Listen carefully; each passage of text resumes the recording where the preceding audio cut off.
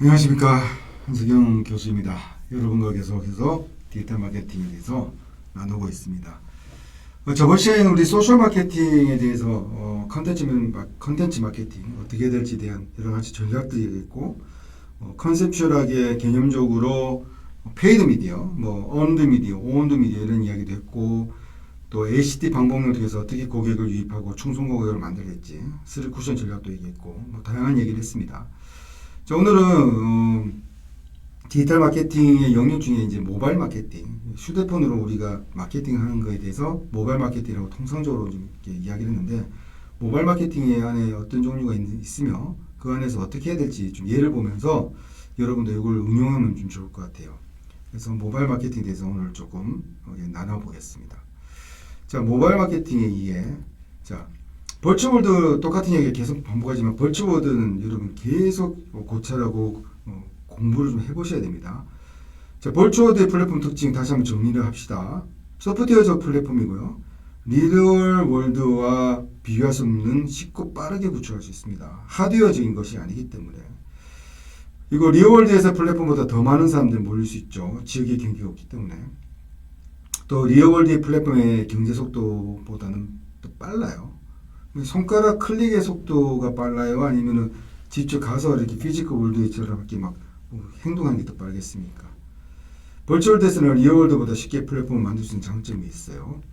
자, 그 모바일 플랫폼에 대해서 우리가 하나의 용어를 좀 알면 좋은 게 에코시스템, 생태계라는 개념입니다. 생태계. 이 게임 같은 경우도 생태계로 분류할 수 있는데요. 아이템을 사고 팔기 위해서 플랫폼에 모이죠.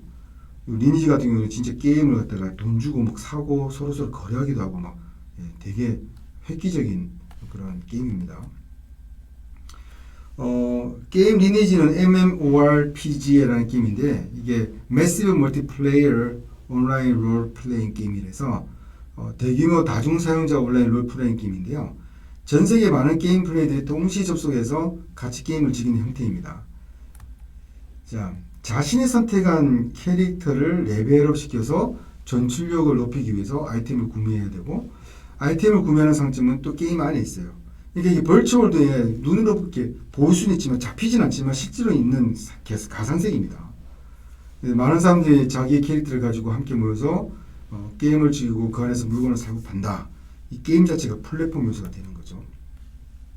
자, 광고주들이 플랫폼에서 광고를 합니다. 플랫폼은 여럿이 모여서 함께 활동하는 생태계, 또 많은 사람들이 모인 플랫폼은 기업장에서 봤을 때 상품을 광고하기 위해 가장 좋은 장소가 바로 이 게임이죠. 플랫폼이죠.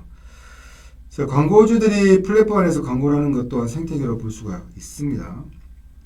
예를 들면 한동안 유행했던 카트라이트 보세요. 뒤에 보면은 미니 이런 차 광고가 있죠. 이걸 공짜로 올리겠습니까? 돈 주고 광고주가 이걸 올려달라고 했겠습니까? 후자겠죠. 게임도 플랫폼이 돼서 광고 플랫폼이 될 수 있다는 거예요. 자, 게임 앱에서 광고를 할 수 있음. 게임 속에 광고를 올려 게임을 즐기는 소비자에게 브랜딩하면 됩니다. 게임 앱도 그 안에서 생태계를 이룰 수 있고 광고를 할 수 있죠. 그리고 게임하면서 이렇게 무의식적으로 보는 이런 뒤에 있는 배경들, 이것들이 이미지 각인돼서 브랜딩이 되고 브랜드를 높이자는 거죠.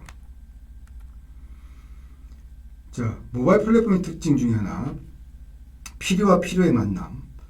자, 숙박앱 에어비앤비를 보면요, 이 플랫폼의 특징을 말하는데 게임도 플랫폼이 될 수 있다는 그 에코시스템 하나 여러분 정리하시고, 필요와 필요가 만나서 이것이 필요와 필요가 많아지고 이쪽도 많아지고 이쪽도 많아지면 이게 플랫폼이 되겠죠. 이게 여러분 필요와 필요의 만남이라는 컨셉을 잘 생각해서 여러분이 브랜드 앱을 개발하고 디지털 마케팅 할 때도 고민해 보세요. 자, 에어비앤비는 어떻게 탄생되느냐? 자, 여행을 할 때 민박은 저렴하기도 하지만 그날의 문화를 경험할 수 있는 장점이 있다. 그래서 호텔보다 민박을 선호하는 사람들이 있다는 거죠. 근데 어떤 사람은 내가 집이 없는 동안 집에 또 많이 비우는데 누군가 우리 집을 좀 호텔처럼 사용하면 좋겠어. 이런 니즈가 있는 거죠. 그러니까 니즈와 니즈가 만난 거죠. 그게 에어비앤비다. 그죠? 서로가 필요한 거. 나는 방을 비워서 이 방을 돌리기는 아까운데 누군가 이걸 써서 호텔처럼 쓰면 좋겠다. 그래서 에어비앤비를 만들게 된 거죠.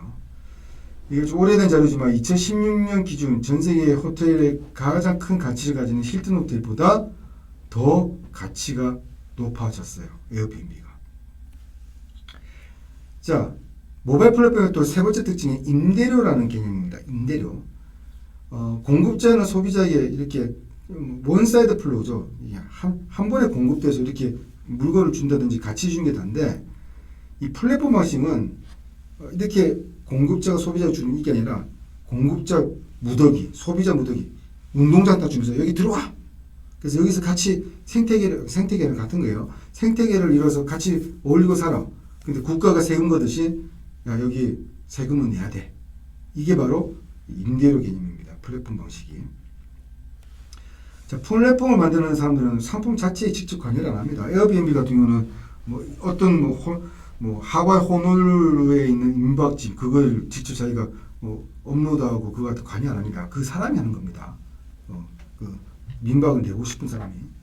마케팅 활력도 당연히 그 사람이 하는 거죠. 그러니까 가만히 앉아서 누워서 떡을 먹고 가만히 앉아서 수입을 챙기는 게 바로 플랫폼이에요. 그래서 플랫폼이 상당히 큰 돈이 될 것 같아서 많은 사람들이 여기에 투자도 했고 집중을 했던 겁니다.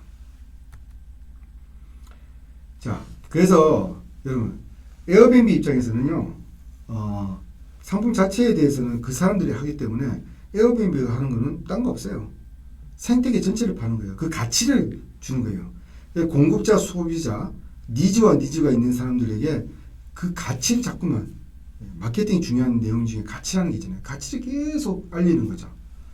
그래서 상품 하나하나에 초점 맞춘 게 아니라 생태계 전체에 대한 이야기를 하는 게 좋아요. 이 생태계에 들어오면 이런 가치가 있다. 이런 것 하면 여러분 얻을 수 있다. 여기 오면 호텔과 전혀 다른 경험할 수 있고요. 여기 있으면 빈방을 갖다가 놀리는 게 아니라 빈방을 여러분들이 마음대로 비즈니스를 활용할 수 있어요. 이렇게 푸시 마케팅으로 피로감과 거부감을 주는 대신에 자연스럽게 사람들 모이게끔 하게 한다는 거죠. 그리고 하나의 강력한 강점으로 고객에 유입해라. 똑같은 말 계속 반복하는 겁니다. 플랫폼에 소비자가 좋아할 여러 가지 기능을 넣기보다는 고객이 진정으로 필요한 하나의 서비스를 제대로 기획하고 개발하는 게 좋습니다. 카카오톡도 그렇고요. 쿠팡도 그렇고요. 구글 그것도 그렇고요. 에어비앤비도 지금도 조금씩 확장되고 있지만 처음에는 무조건 민박 딱 하나 여기서 숙소로 사용하자 그 하나로 해서 이렇게 확장이 됐습니다. 초기에 여러 가지 기획이 돼서 한꺼번에 녹아지면 뭐가 문제일까요? 여러분 이거 소프트 개발이 하드웨어 개발보다 빠르고 싶다 하지만 그게 또 개발이잖아요. 기획도 해야 되고 프로그램 짜야 되고 개발에 큰 부담이 됩니다. 이것도 사람들 머리는 단순하기 때문에 이 슈퍼앱이 잘 안 되는 이유가 있어요. 이 앱 하나에 이것저것 전부 다 집어넣고 뭐 브랜딩 하려는 그런 시도가 있었는데 잘 안 되는 이유가 뭐예요? 브랜드 관점에서 사람들은 이 앱은 이거다는 딱 브랜드가 좋은데 이 앱은 이것도 하고 저것도 하고 그러니까 전문성이 떨어져 보입니다. 그리고 복잡해 보이기 때문에 그 서비스는 전문성 없어 보여서 사람들이 잘 안 찾습니다. 자, 예를 들어서 페이스북 같은 경우는 이곳 오면 많은 사람들 만나고 그들의 소식을 실시간으로 들을 수도 있고 접촉할 수 있습니다. 뭐 구글도 한 가지죠. 검색, 원하는 검색 결과도 얻을 수 있어요. 이거잖아요. 그리고 고객들이 주인이 되도록 개방하라. 중앙에서 누군가 컨트롤하는 그 일반적인 형태가 아니잖아요. 플랫폼은 활동하는 사람들이 주인공이 되는 형태를 만들어 주는 겁니다. 그래서 업로드하고 화면을 꾸미고 하는 것들도 편하게 만들어주고 좋게 만들어준 것도 에코시스템에 대한 생각을 하기 때문에 이렇게 하는 거죠. 플랫폼은 장소일 뿐 플랫폼을 만드는 사람이 일일이 관여하는 시스템이 아닙니다. 플랫폼에 모인 사람들은 그 안에서 자기의 활동에 대해서 많은 관심을 가지고 있고요. 플랫폼 안에 있는 사람들이 자발적으로 참여를 하도록 하면 자연스럽게 많은 사람들이 모이는 거 그거에 집중하세요. 자, 두 번째로 이제 우리가 모바일 마케팅에 대해서 플랫폼에 대한 개념을 좀 이해를 했으면 이제 브랜드 앱에 대한 이해를 좀 했으면 좋겠어요. 여러분 스마트폰에 어플리케이션 굉장히 많이 깔려 있죠. 이거 굉장히 애플이 많습니다. 근데 브랜드 앱은 약간 컨셉적인 건데 그 중에서 많은 앱 중에서도 브랜드와 제품 홍보를 위해서 별도로 제작한 앱을 브랜드 앱이라고 그래요. 근데 저는 오늘 가르치면 여러분들한테 이것을 좀 알려드리면서 브랜드 앱하고 일반적인 앱하고 혼용해서 쓰는 게 좋을 것 같긴 해요. 근데 개념적으로 브랜드 앱은 특별하게 이걸 통해서 뭐 매출이 오르거나 대박 나진 않지만 브랜드를 통해서 고객의 어떤 마케팅을 통해서 마케팅 활용으로 앱을 만드는 경우가 있다는 걸 알려주고 싶은 겁니다. 자, 브랜드 앱을 통해서 소비자 기업이 이렇게 접촉이 되는 겁니다. 자, 브랜드 앱의 기능으로 많은 효과를 누릴 수가 있고요. 기업은요. 소비자 입장에서는 브랜드 앱을 통해서 공급자로부터 여러 가지를 얻을 수가 있습니다. 접촉점이라는 거죠. 고객과 소통하는 채널, 접촉점입니다. 자, 브랜드 앱의 목적, 고객이 주는 기능은요. 첫 번째, 체험 활용의 목적이 있어요. 브랜드 앱의 기본적인 기능이 이제 체험 활용의 목적인데 고객이 직접 그 앱을 활용해서 비즈니스 활동을 합니다. 그래서 기능적으로 기능적인 앱을 브랜드 앱의 체험 활동적인 목적이라는 거죠. 고객은 회사가 제공하는 것을 체험하고 활용한다. 사실 체험 활동의 목적은 브랜드 앱보다 그냥 일반적인 앱하고 통용되는 게 굉장히 많습니다. 예를 들어서 실버번과 쿠폰 같은 경우는 이 앱을 통해서 기본적으로 물건을 사고 파는 그런 기본적인 기능을 갖고 있잖아요. 그래서 브랜드 앱은 그냥 일반 앱하고 통용하게 쓰는데 컨셉적으로 구별하기 위해서 그냥 브랜드 앱이라고 좀 이야기하는 게 맞습니다. 기업은 이런 11번가와 쿠폰 같은 것을 통해서 앱을 통해서 회사가 목적으로 하는 상거래를 고객과 앱을 통해서 이루어집니다. 보통 기업이 고객과 비즈니스 활동을 함으로써 매출을 올리는 경우가 대부분이죠. 자, 도움을 주고 혜택을 주는 목적인데 회사에게는 직접 매출을 올리지 않습니다. 11번가나 쿠팡처럼. 근데 고객에게 좋은 정보를 줌으로써 브랜드에게 도움을 되는 경우가 있어요. 자, 이 앱을 하나 개발을 하면 당장 돈은 되잖아요. 근데 회사 자체적으로 브랜드가 높아지고 고객에게 혜택을 주어준다 그러면 이것 또한 나쁘지 않는 마케팅이라고 보여지는 거죠. 예를 들면 화장품을 판매하고 나서 그 화장품을 더 잘 사용하는 방법을 앱으로 만들어서 고객에게 제공한다. 당장 매출은 안 되죠. 근데 고객에게 편리성을 갖다 주고 가치를 주죠. 그럼 이건 나쁜 건 아니죠. 당장 매출하고 상관없어도 먼 미래를 보면 매출하고 상관이 있죠. 이 브랜드 앱을 통해서 회사 브랜드가 이미지가 좋아지고 상품도 이미지가 좋아지고 그러면 사람들이 충성 고객이 생기면서 계속 이 앱을 사용하게 되고 회사에 대한 충성심이 생기게 되는 거죠. 또 브랜드 앱 중에 홍보의 목적이 있다는 거죠. 홍보 기능이 있다는 거죠.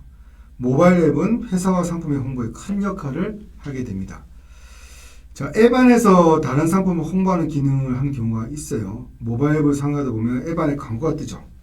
무료 앱을 출시하는 모바일 같은 경우는 무료로 써지면 그 안에 광고가 팍 뜨잖아요. 그죠? 이것도 홍보의 효과가 있죠. 많은 사람들이 사용하면 이를 통해 다음 단계로 갈 수가 있고 무료 앱 안에 광고 기능이 주수입이 되는 경우가 많습니다. 그러니까 예를 들어서 뭐 미세미세라는 앱 같은 거 저도 자주 쓰는데 비염이 심해서 오늘은 미세먼지가 얼마만큼 있을까? 그래서 공짜로 막 쓰다가 어느 순간 이게 유료는 아니지만 앱이 이제 열었을 때 광고가 팍팍 뜨기 시작해요. 사실 이거는 지금 제가 얘기하고 싶은 이 홍보 효과는 이 앱을 통해서 홍보하는 그것도 있고 무료 앱을 통해서 이렇게 탁탁 팝업 뜨는 그것도 홍보 효과가 있다는 그 두 가지를 이야기하고 싶은데 이 두 가지 중에 후자인 경우 앱을 통해서 무료 앱을 통해서 광고가 뜨는 경우는 사실은 조금 조심할 필요는 있습니다. 왜냐면 그 브랜드라든지 이미지에 손상을 입을 수 있어요. 되게 싸구려 느낌이 들 수가 있다는 거죠. 자, 브랜드 앱을 조사한 결과 해당 상품 및 기업의 관심이 증가했다고 58.3%나 돼요. 그만큼 브랜드 앱도 상당히 좋은 마케팅 툴이라는 겁니다. 자, 브랜드 앱 효과, 강력한 마케팅 툴로서 기업의 브랜드 인지도를 향상시키고 고객과의 관계를 강화하는 데 도움을 줍니다. 많은 경우 매출을 올리는 데 기여를 하는 거죠. 자, 브랜드 앱의 종류는 세 가지가 있는데 첫 번째 비즈니스 앱, 두 번째는 마케팅 앱, 세 번째는 인포메이션 앱이 있습니다. 자, 비즈니스 앱은 회사의 비즈니스와 직접적으로 연관된 앱이 있습니다. 비즈니스 기능을 갖고 있는 거죠. 예를 들면 CGV 같은 경우 요거 실제로 비즈니스 열려지죠. 여기서 예매도 하고 요즘은 이제 영화 창고에서 구매를 잘 안 하고 보통 다 스마트폰에서 이메일을 하고 티켓만 받아가는 형태입니다. 영화관에서 오래 시간을 기다려 표를 구입하고 영화를 보는 불편함을 앱을 통해서 해결하는 거죠. 이게 비즈니스 앱이라고 보여주는 거죠. 예매 가능하고 예고편 티저 광고도 볼 수 있고요. 또 성별, 연령별 관광객들을 보면서 이게 나한테 맞겠다 이런 것도 볼 수 있고요. 영화 정보도 볼 수 있고요. 또 실제 관람평, 우리 소셜 에비던스 기능도 여기 갈 수 있는 거죠. 이런 비즈니스 앱 같은 경우가 아까 기능적인 그 앱의 기능적인 부분에 있었을 때 G마켓 11번가 쿠폰 같은 거 비즈니스 앱으로 볼 수가 있죠. 자, 두 번째로 인포메이션 앱이 있는데 인포메이션 앱은요 일반적인 정보를 전달하는 게 목적입니다. 그러니까 이 비즈니스 여는 것보다 좋은 정보를 갖다 주는 게 목적인 게 인포메이션 앱입니다. 예를 들어서 법무부에서 법안 놀자 이런 것들이 상당히 다운로드가 많이 되어졌는데 요거 같은 경우는 실제로 우리가 정보를 얻기 위해서 만드는 앱이죠. 그 다음에 마케팅 앱은요 마케팅이 주목적이에요. 그러니까 비즈니스 앱처럼 그 안에서 직접적인 상관이 일어나지 않아요. 근데 마케팅적으로 회사에게 도움을 주는 게 마케팅 앱입니다. 자, 예를 들면 바클레이 카드사의 워터 슬라이드 익스트림이라는 앱이 있는데 이건 게임이에요. 근데 바클레이 카드사는 뭐예요? 금융회사예요. 금융회사는 전혀 상관없는데 왜 이 회사가 이런 게임을 냈을까? 근데 게임이 재밌었어요. 그래서 다운로드 수가 1천만 건 넘었고 불과 몇 달 사이에 브랜드 노출 시간 65만 시간을 넘었었어요. 꽤 괜찮은 마케팅이라고 볼 수 있는 거죠. 그래서 나중에 이게 왼쪽에 보면 바클레이 카드라는 그 로고가 있잖아요. 여기 보면 이 게임을 즐기다가 바클레이 카드라는 로고를 무의식적으로 보게 돼 있어요. 사람들이 뇌가 이게 브랜드에 도움이 되겠구나 이런 느낌이 오죠. 락타 앱 같이. 그래서 좋은 앱 하나 개발하면요 좋은 앱을 개발하게 되면 고객한테 절대로 이게 허투루 넘어가는 게 아니라 고객의 브랜드를 인지시켜주는 좋은 경험이 될 수 있다는 겁니다. 자, 그 다음에 리워드 앱, 앞에 세 가지 앱 말고도 별도로 리워드 앱에 대한 좀 필요성이 있어서 여러분한테 좀 알려드리는데요. 리워드 앱은 이제 앱을 사용하는 동안 보상을 해주는 게 리워드 앱입니다. 앱을 열면 광고들이 뜨는데 그것을 보면 포인트가 쌓이고 그것을 또 현금처럼 쓸 수 있겠죠. 그래서 요즘은 뭐 앱테크라는 말도 뭐 생겼는데 앱을 통해서 재테크를 한다 해서 앱테크라는 말을 좀 쓰고 있는데요. 자, 인터넷 웹 서비스와 리워드 앱을 좀 비교해 보면요. 인터넷 웹 서비스는 광고창을 클릭해서 복잡한 회원가입을 절차해서 적립받고 그러는데 리워드 앱은요. 그냥 개인정보 제공이 최소화되었고 사용이 간단합니다. 그리고 나이 많은 불문하고 많은 사람들이 사용하기도 하고 또 이거 보면 볼수록 또 무의식적으로 보게 돼 있어요. 그리고 이거 갖다 죽이더라도 어쨌든 한두 개는 뜬 걸 보게 돼 있거든요. 그래서 회사 입장에서는 이 광고 효과가 좀 탁월하다는 거죠. 한동안 리워드 앱이 굉장히 유행했습니다. 지금은 조금 시들했지만요. 리워드 앱의 형태를 보면 스마트폰 잠금 해제로 이렇게 충전하는 형태가 있고요. 먼저 스마트폰 잠금 해제를 보면요. 스마트폰 잠금 화면에 광고를 띄워서 잠금을 해제하면은 그 순간 광고가 탁 뜨면서 보게 되는 거. 그죠? 크게 노력을 하지 않아도 포인트를 쌓을 수 있고 광고주 입장에서는 짧게라도 지속적으로 광고를 반복해서 보게 돼서 광고 효과가 있습니다. 이런 거 있죠. 캐시 슬라이드 같은 경우. 오른쪽으로 슬라이드 딱 하면 정리를 받고 왼쪽으로 슬라이드 하면 더 자세한 광고를 볼 수 있기 때문에 포인트가 더 쌓이고 광고주 입장에서는 더 효과적이죠. 리워드와 함께 게임 요소를 추가하는 경우가 있습니다. 간단한 게임을 퀴즈를 풀고 리워드를 주는 경우가 있어요. 사실 광고주 입장에서 보면 시간이 좀 더 머물고 더 노출이 되기 때문에 광고 효과가 더 크죠. 자, 세 번째로 빅데이터 마케팅을 한번 좀 알아봅시다. 여러분, 빅데이터. 빅데이터는 이제 벌추얼드가 등장하고 나서 앞에도 계속 반복적으로 얘기했지만 모든 소비자 형태는 데이터로 나게 되는데 이것을 빅데이터라고 합니다. 빅데이터를 강화하면 소비자의 행태 인사이트가 되고 더 나아가서 미래를 예측할 수가 있게 됩니다. 자, 마케터로서 여러분 가장 핵심 역량이 뭐라고 생각하세요?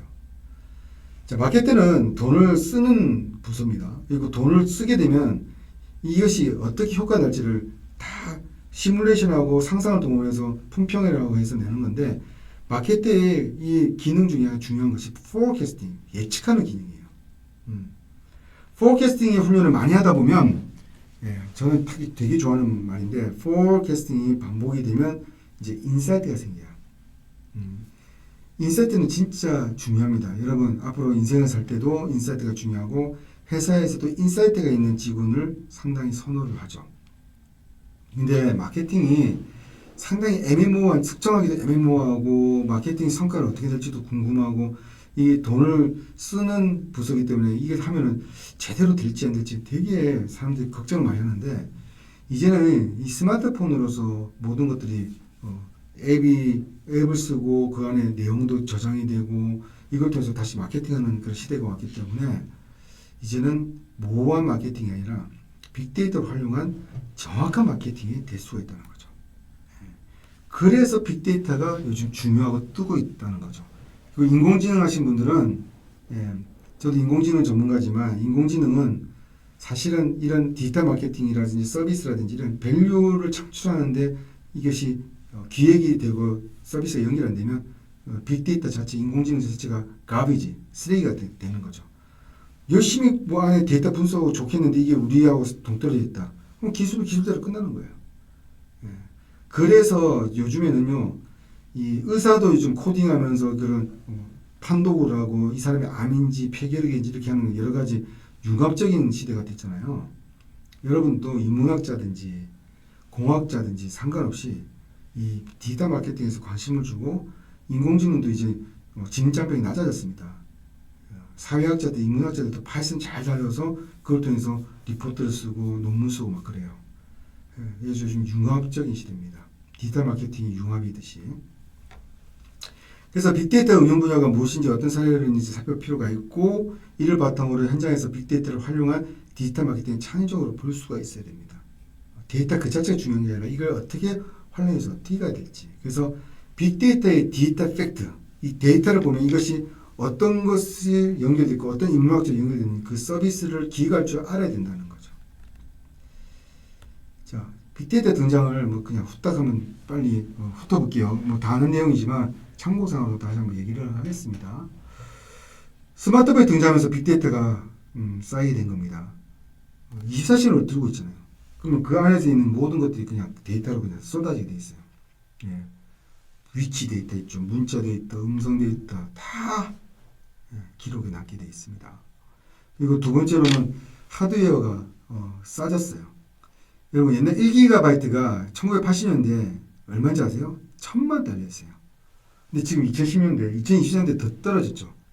0.1달러. 예. 100원도 안 해요. 요즘에는. 그래서 이렇게 빅데이터 할 수 있는 게 하드웨어가 싸졌기 때문에 지금 구글도 계속 여러분 데이터를 이 하드웨어에 다 담고 있어요. 그것은 나중에 가공해서 좋은 서비스로 여러분한테 돌려드리겠죠. 자, 구글의 데이터 센터는 이것도 옛날 데이터인데 전 세계 인구의 기본 데이터, 뭐 기본 데이터는 나이, 이름, 뭐 성별 이런 것들 구글 데이터 센터에 모두 취합해도 하드웨어 50%밖에 안 차지한답니다.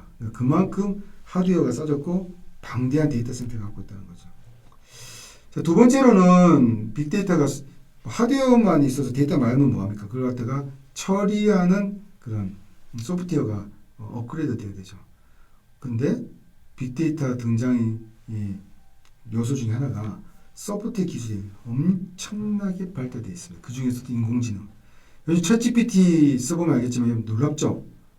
진짜 사람이 생각하는 것처럼 대화를 합니다.